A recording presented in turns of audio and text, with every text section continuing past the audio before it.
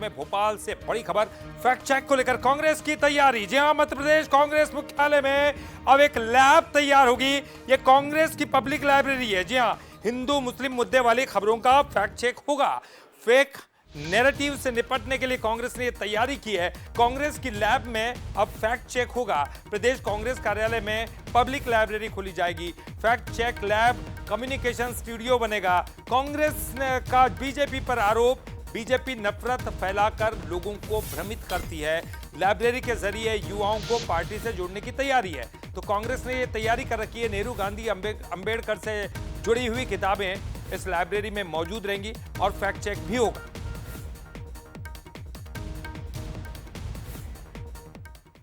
कांग्रेस की विचारधारा है सत्य, अहिंसा, समानता, धर्मनिरपेक्षता और विकास। और जो है भारतीय जनता पार्टी का जो विचार है, जो जनसंघ का विचार है, जो संघ का विचार है, वो जो है पूरा का पूरा घृणा केंद्रित है, नफरत केंद्रित है।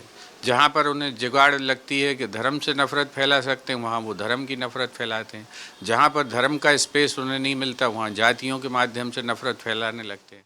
अच्छा काम कर रही है कांग्रेस। कम से कम देश की जनता यह जान तो सकेगी कि इंदिरा जी की हत्या के बाद हजारों सिखों को जिंदा जला के कांग्रेस के लोगों ने कैसे मारा।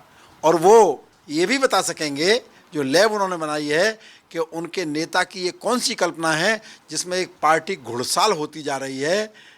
नेताओं की तुलना लंगड़ा घोड़ा, लूला घोड़ा, बराती घोड़ा, दौड़ने वाला घोड़ा, मतलब एक राजनीतिक दल को घुड़साल बनाने की वो कौन सा करिश्मा है जो उस लैब में हो रहा है।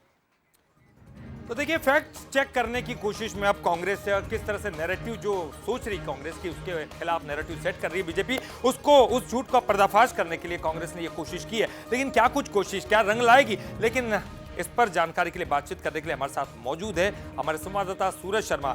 सूरज, क्या केवल बीजेपी कांग्रेस के खिलाफ इस तरह से नैरेटिव बनाती है? कांग्रेस भी बीजेपी के खिलाफ बनाती थी अभी तक। क्या कुछ इस खास तौर पर जो लैब सेट की गई है उसमें किया जाएगा? देखिए, बिल्कुल कांग्रेस अपनी विचारधारा और जो उनके नेता रहे हैं, साहित्य क्रांतिकारी रहे हैं, उनके बारे में जनता को बताना चाहती है।